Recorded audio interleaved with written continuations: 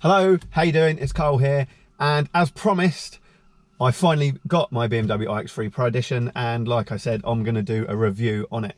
So I've written down here 5 things I love about it, but there's actually 10, 15 things that I'm going to cover off. So we're going to talk about the access, the startup, the preheating, the iDrive, torque. We're going to have a quick look around the car. We've even got a little couple of cool shots with the drone. We're going to talk about the mileage and the range and kind of how it makes you feel, as well as actually how it all works, the sound, the ride, the head-up display, range, regen, etc, etc. So bear with us. I'm going to give you a full, honest and open review on this car. And now I've owned one for 2 or 3 weeks, because a lot of reviews I've looked at, obviously they've test driven them for a day or an hour or maybe even a weekend, but most reviews, no one's owned them for 2 or 3 weeks. I've now done... hand gestures work. I've now done 750 miles, so I'm now starting to get used to it. So, and there's one thing, when you wiggle your hands around like that, the car thinks you're gesturing it to do stuff, which is something we can talk about in a bit. So the first thing, easy access, which I'm going to show you in a minute, how you can use your mobile phone or a card to get in, or keyless entry. A lot of cars do have it, but the one on your mobile phone works really cool inside this. And one of the things, if it's really hot and sunny and you don't want to take your keys out and take a bag with you and you're just shooting out, you've got an app on your phone. You can just touch it to the handle and it opens. And you can get in the car, and then you just put that on the wireless charging point and it works as your car key as well, which is amazing if you can't be bothered to carry keys. So look it, just like that. What does scare me is if you go out and you lose your phone, then you're screwed. So the first thing I want to talk about is the startup. Now, when I started test driving electric vehicles, BMW were always like, oh, they've got this guy that's designed this startup and it sounds really cool. And I was like, what's the point in that? And what I found is, after I test drove 3 or 4 cars, when you get an electric car, sometimes you turn it on and you don't know if it's turned on or not. You press on or start and you're like, well, is it on or not? Because obviously electric cars don't make any noise. So the first thing is, as cheesy as I thought it was, you jump in the car, press the button, and it makes that noise. You turn it off, I'll turn the stereo down, and you turn it on, and it turns on. Now I know that's really, really sad, and I thought that was pathetic. However, you now know the car's on because it's made this cool little noise. So startup is good. What's really good is in the winter you can preheat, and I believe you can pre-cool it in the summer as well. I've not actually done that yet because it's not actually got that hot. But even a couple of weeks ago we had a bit of snow. Here's something really cool, and also what I wouldn't have thought I'd be saying, 2 weeks into April. So it snowed last night, only a little bit, and it is starting to defrost already. But neighbour's car, preheated electric car, ready to go. Neighbour's snowy car, no snow, no ice, preheated, ready to drive. And I could preheat the car. Well, the seatbelt pulls you back when you pull away. Yeah, you can preheat the car. Now, I know a lot of cars do this. I've never had that, and I didn't realise it done it. So that is a really, really cool thing. And I really need to stop wiggling my arms about because it keeps thinking I'm trying to do stuff. So preheating it, a lot of cars do it. This one does it. I've never had it, and I love it. And even if it's just a bit chilly, you can set the car to preheat to, say, for example, 24 degrees, and it will heat the steering wheel, the seats, and bring the temperature of the car up. It is exactly what it says it does. The iDrive system in this is absolutely fantastic. It is so much better than others that I've tested. That, you know, the menu, you can get in and just start pressing buttons, and you just get the hang of it really quickly. It just works, which is what I've always said about my wife's BMW's iDrive system. This one's even better, but it just works really, really well. You can just navigate around it so quick. Some of the others, your sort of menu options, left, right, down options, whereas this just works really, really nice. Another thing I really like, which I forgot about in BMWs, in front of me here, I've got buttons 1 to 8, and you can preset them for any memory. So for example, if on my car, if I press number 8, it will go and navigate home. And it's asking me U-turn to go back home, so I've just left. So rather than having to go, let's just turn it off, stop. So rather than going menu, option, navigation, select home, and away you go, you can just press 8 and it takes you back home if that's what you choose to select. So number 1 for me is radio history, number 2 is Spotify. And it's just a really quick, simple, nice way of getting to what you want to do, which I absolutely love in this car. Because when you're swapping between bits and pieces, it's just really nice to have. It's all touchscreen and that all works perfectly, which is quite nice. Like I said, the iDrive works phenomenally well. It's also got a really good voice control. So when you say hello BMW, for example, it does pick up your voice and start doing stuff. I've turned it off at the moment, so it doesn't do it. But if you say them commands and it's turned on, then you can just say preheat seat, mobile phone, navigation, etc, etc. It just works. Again, it's a really nice tool that works really, really, really well.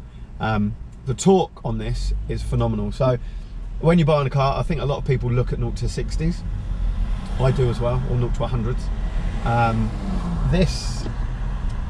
Something I didn't think about and something I didn't really process with an electric car is, obviously you got 0 to 60 or how much torque it's got, because it doesn't have brake horsepower technically, is we all know electric cars pick up really quickly and we all know they're phenomenally instant.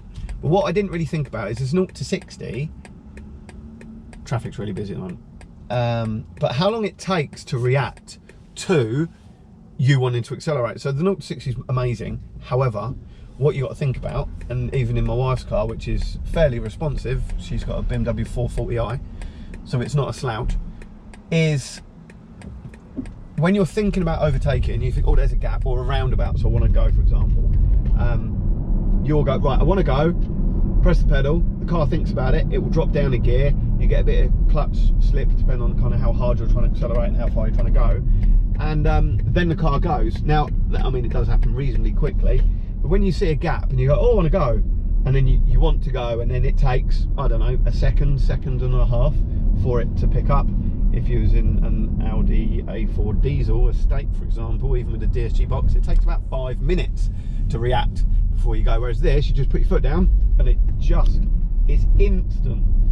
So for kind of everyday overtaking, it's not really the 0 to 60, it's the 20, 30 to 40, 50, 60 mile an hour. But it's the process time of, so for example, gap, go, and it just goes straight away. It's really quick. And that's not something I really didn't give a thought to until I've owned an electric car for a couple of weeks. Come up to a roundabout, a traffic light, and you know, you go, oh, there's a bit of a gap, and I'm in comfort. No, I'm not. I'm in Eco Pro at the moment. I'm not even in comfort. So there's a gap, you look at it, boom, and it just punches you in the back and goes, which I really like, which is really cool. So torque and the time it takes you to kind of react. We're going to talk about the space in the car in a bit because I'm driving, so I don't want to stop. The next thing I want to talk about is the miles and the miles left. So when I brought the car, it was fully charged and it said 180 miles to a full charge. BMW say you can do, I think it's 281, which I've not seen yet. But I brought the car, I drove home, which is about 20 miles, and it went up to 210 miles. And then I drove straight to Nottingham, which interestingly was 200 miles. So I got there with 15 miles to spare. So first time, straight to Nottingham, looked at obviously charging it when I got to Nottingham. And although when I left BMW, it was less than 200 miles, we actually managed to squeeze, I think I worked it out, 231 miles. Now they do also say, once you've had it a little while, the batteries get better and the range does get better. Again, I've only done 750 miles so far, so I'm yet to kind of test that. However, fully charged, it'll tell you 170, 180. I've managed to get a bit more than that already out of its first go. And then all I've done is drive around town after that. So talking about charging it as well, that was new. You know, you go to a station, where do you find a station? There's plenty of apps on the BMW app. There's plenty of other apps as well, which kind of help you find charging points. And to start with, it is a bit weird and it is a bit, oh, can I go there? Am I allowed to use that one? What connections have I got? Does it work? What if you get there and they're not working? What if you get there if there's a queue? So if you are doing long distance, and I'm talking 200 miles a day every day, I do think it might become a bit of a pain in the arse, if I'm really honest, or a bit of a risk. Now, I do about 200 miles a week, so it really isn't a risk to me. And I've only actually charged 3 or 4 times. And again, like, little gap, just go. Boom, and then we're right up behind the car that pulled away a minute ago. And there's still plenty of space behind me. So yeah, if you do a lot of miles, then I'd probably still recommend keep a 2 litre diesel. Or you will be charging every night at home, which again still isn't bad. I think a full charge is about £8, 230, 240 miles, maybe a bit more if you drive conservatively. And that's better than 60, 70 quid a tank of fuel, but that does mean you will be charging every single day. If you're like me, you might only need to charge once a week or maybe even once a fortnight. So if that is you, then this is a no-brainer. I've spent about £30 so far and I've done 750 miles. So that's not bad, 750 miles for that amount of money. I can handle that kind of exchange, and a little bit of a pain in the arse to charge it now and then. I have got a charger at home. I have also worked out that you can charge it at Tesco's for free when you're shopping, and EO chargers you can charge for free, and we've got one in Hastings where if you pay for parking on a Sunday, so for example £1.20 a day, you can fully charge your car for £1.20. Now in my Merc that was 99 quid. So again, if you think about that over a couple of weeks, over a couple of months, that's not too bad at all, is it? Let's turn the indicator off just for 1 second. So I think that's really good value. And if you're not charging every single day, or if you don't mind the hassle of charging every single day, I think that again, if you work it out over the year, it's going to save you so much money. The next thing is the miles left challenge. So when I had a car, I'm in a car, when I had fuel, I would, go on then mate, you go, I'll spit, I'll fit in. Sorry. When I had a car, if I got down to a quarter of a tank, 100 miles left, I'd be like, right, I need to go and fill up.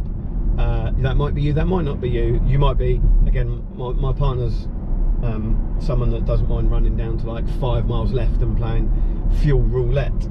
But for me, I don't know why, before I brought an electric car, my brain would tell me, oh, 100 miles left, I need to go and charge. Whereas if you've only got 180 miles, that's still half a tank. So I've got at the moment 66 miles left, and I've got 50% left of charge of range. And something I didn't realise, or what I thought I wouldn't do, is worry about the range. So when we first got it, we was driving around and there was 15 miles left on charge, and the wife's going, oh my god, what are you gonna do, what are you gonna do? I'm like, but it says I've got 15 miles left. So I know, for example, I'm gonna leave, go to work, which is 2 miles, and then I know Tesco's is, you know, a mile from there, so it's only 3 miles. Or when I go home, another 2 miles, and then I can charge it at home. So I actually found, within literally the first week, I've gone from going, oh, I've got quarter of a tank, I've got 80 miles range, I need to go and get fuel, to going, that's all right, I've got 12 miles left, I'll wait till tomorrow. Because it isn't just going to go like that, and it doesn't, you're not going to drag up shit fuel or anything from the tank, if you believe that. So I actually really don't mind. So like I say, it's starting to go up a little bit because I'm driving a bit more economy, whatever the word is. So I'm up to 70 miles now because I'm now on an A road and just sitting in traffic at 55 miles an hour. So that in itself, I'm like, well, I've got 70 miles, I've got enough to go shopping, get to the gym, go to work, go home, and then I've got enough charge to do that tomorrow. And then I know Sunday night, for example, it will need a charge. Or Sunday morning, I'll go down to the EO charger, pay £1.20, get a full charge, I'll go out for the day on the bike, and then I'll come back, pick it up, and then take the car home and stop wiggling my arms again. So the miles left, the miles roulette challenge, I actually kind of enjoy. I thought it'd be kind of nerve-wracking and oh my god, but I actually kind of see it as a bit of a challenge.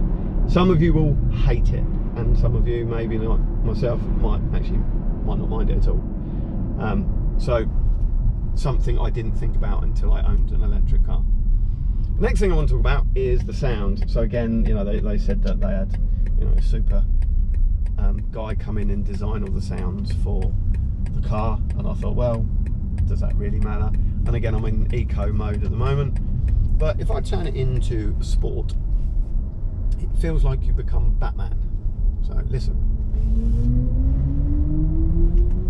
It's childish, I know, but it's really cool. and I don't do it all the time, but if you put it in sport, and obviously you put it in sport and your brain's going, right, I'm going to drive fast, I'm going to drive hard, I'm going to go home quickly, and it just sounds like you're driving the Batmobile. So if you like Batman or superheroes like myself, then you just know it just sounds cool. Does it sound like the wife's 440i? No. Does it sound like Porsche 911 or a Ferrari? No. Does it sound like an AMG? No. But for an electric car, I think it sounds pretty cool. And to be honest, most of the time in the motor cars in comfort or sport, most of the time. Let's go back to eco mode. But in this, I like driving pretty quick, but I just drive around in eco, because even in eco you put your foot down and it goes. So I'll give you an example. We are doing 30 mile an hour, put your foot down, 40, 50, 60. It's that quick. I haven't timed it, it's probably around the sort of 5.5 seconds mark. Again, if you watch the other video where we was having a play with Sharda's 440, up until sort of 70, 80 mile an hour, she couldn't get rid of me. After that, it started to disappear. But the 0 to 60 or the 20 to 60, 70, 80 in these is phenomenal. You put it in sport, these steering gets a bit harder, you pick up the sound, and it just gets a bit punchier. Still on 70 miles. It just punches you in the back. I'm a petrol head. I love my cars. I love my motorbikes. I loved the sound of my AMG and the pop and the crack and the battle. And do I miss it? Yeah, I definitely miss it. But it didn't do that. Even in the AMG, it wasn't instant punch. It was, you put your foot down, it go, oh, okay, you want to go? Let's change gear. Then you get the clutch slip because the amount of turbo, and then it goes. But this just goes. So if you're thinking about overtaking sensibly, when it's safe to do so, of course. Gap, go, and you passed them. A bit closer to a motorbike, which is what I love. So let's go back to eco mode, get some more miles back. What else did I want to talk about? The head-up display is phenomenal. It works. It puts it into the road as opposed to on the screen. So I thought it might be a bit annoying, but when you're sat-naving, when you're driving around, it's just there. And what you don't actually realise, and a lot of people have probably had it head-up displays, but what you don't realise is looking at the speedo, or looking over to your sat-nav, for example, or looking down at your instruments, it's, once you've had a head-up display, you start going, oh my God, even just looking down like that and looking back, you think, oh my God. Whereas, because it's right in front of you, your phone, the sat-nav, the speed, if you want to ring someone, all on the steering wheel, all on your display. So you're just looking forwards and you just flick your eyes onto, I mean, you can see it without moving your eyes, if I'm honest. You can turn it on and off, by the way. But it's so much better. And like even now when I jump in the wife's car and I'm, say, looking to change the stereo over, for example, you sort of do this and you think, oh my God, I took my eyes off the road for like half a second. So once you get used to a head-up display, it is, you don't want to ever not have a head-up display anymore. So that's the head-up display. The regen mode, okay, this is a weird one, okay? So I've been driving with it off while we've been chatting. So if I come off the throttle, it rolls. If I turn it on, it starts to pull you to a hole. Turn it off. Again, a lot of people may have had this already for years. If you've never had it before, so I'm rolling slightly down a hill, 45 mile an hour, come off the pedal, and it's still doing 45. 44, but as soon as I turn it on, 42, 38, 35, 30, 28, 20, and it will just come to a halt. And what's really weird is I can't decide if I like it or not. There's moments when I go, oh, I really like that, and then there's times when it just does my head in, and I haven't worked out which way I prefer to drive. So I've been driving with it off while I've been chatting to you guys, probably for the last 15 minutes. If I turn it on, again, what is cool is it's one pedal driving. So I'm coming up to a bit of a corner, come off the pedal, starts to slow it down quite nicely. Yeah, round the corner, pedal back on, it starts to accelerate, come off. I need to use the brakes because there's a bit of traffic. But then I come off the brakes and it still starts to slow it down. A little bit of a bit on the throttle and it just feathers it onto the roundabout. And then and away you go. Start to get a bit close, come off and it starts to brake, and so on and so on. When you're in rolling traffic, it is better to have it off. If you're doing a lot of stop-start, it does take a little bit to get used to, because what you tend to do is come off the pedal, and then you end up braking way before where you would normally brake. So it does take a bit getting used to. Again, some will love it, some will hate it. I haven't decided if I like it or not yet. So every day I kind of flick backwards and forwards with it. But what is dangerous is if I've been driving with it on, and then, for example, I don't know, let's say I go to work, drive home, shoot to the shops, come back, park up, and then me and the missus go out for a meal, so we jump in her car, and then I forgot I don't have it.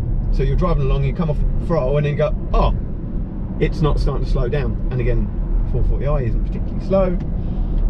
It just picks up. And then you come off the pedal, and all of a sudden it's not braking for you. So you do have to be quite mindful if you swap between cars and you do use it. You need to be mindful that you don't have it when you jump in the car that does have it. Let these bikes go. So that's the regen. Oh, vest. Doing 65 mile an hour. What a knob. See, they're fully leathered. That's the way to do it, lads. Cruise control took me about 2 seconds to work out. Press the button and it turns on. And then it just... You can have it lock into the car with you as well. You can have it so it does lane assist. You can swap between the modes. You can have it just cruise. You can have it locking into the car that's in front of you. You can have with or without lane assist, and there's just a couple of modes on the steering wheel that you just press and go through. It really is quite simple, and it's better than some of them that we've tried or that I've test drove, because again it just seems to be a bit more, you have to go into the menu and go through the menu and so on and so on. Again, just come up to dual carriageway and you think, oh, I want to get past these people, okay, and it just starts to accelerate, and now someone's pulling out. Slows me down. So there you go. And then you look an idiot. Another thing that I really like, and BMW drivers, this is going to really make you think. The stalk on the left hand side behind the steering wheel, the indicator stalk. I know most BMW drivers don't use them, and if you're not a BMW driver, you'll turn around and say, well, BMW's never indicate, because they don't have to indicate because that's what they're like. I like to indicate. Now I know this sounds really sad, but it's a really nice stalk to press. It's smooth, it's good texture, it's got a good... I know that sounds really sad, but I really like it. It's got a really good feel to it. It's really direct. It's everything in here works. Like, you press it and it works, and it's to the point. Let's go back to sport mode. Have I mentioned it's got a lot of torque? So again, when you're sitting here in traffic, you can just come off all the pedals. If you've got the brake bias on, it will just keep the car and then pull away, get around the corner. It doesn't handle quite as well as her BMW. And then you just go and it goes 50, 60. There you go. Quick as that. And then back on the brakes. And there you go. That is my review. I hope this may help you choose whether you like it or even if you don't like it. I've tried to cover stuff that A, I've not seen in other reviews, and B, because I've actually had it for 2 or 3 weeks now, little things that I like, things I don't like, things that you wouldn't maybe necessarily pick up on if you just test drive it for an hour or a day, like the review that I've done 6 months ago. If you've got any questions, please ask. If you like this review, give us a thumbs up, give us a like, say hello. If you're buying one yourself, amazing, I hope you love it. Again, a few of my friends are starting to get them now. Again, I am a petrol head, and some of my friends are like, I can't believe it, you've gone to the dark side, you're an idiot. And then they come out in it, or I let them drive it, and they're like, oh my God. And now they're all starting to look at. It's like being on a roller coaster. Great. Sorry, didn't mean to. Yeah, touchscreen work, everything in this just works. It's like an iPhone. You press buttons, it works, you know, unlike some other phones that are a bit harder to use. So once again, if you've got any comments, please leave them in the comments. I'm more than happy to answer them for you. And if I can't, I'll do my best. Enjoy if you're test driving one. If you're buying one, I hope you love it. Take care, and who knows, I might do another one soon. See you later. There is one annoying thing about having your own leads in the boot of your car, which I didn't really give a thought about, is when you've got a boot full of shit and your cables are underneath, every time you charge it, take all your shit to get to the cables. It's just a bit annoying.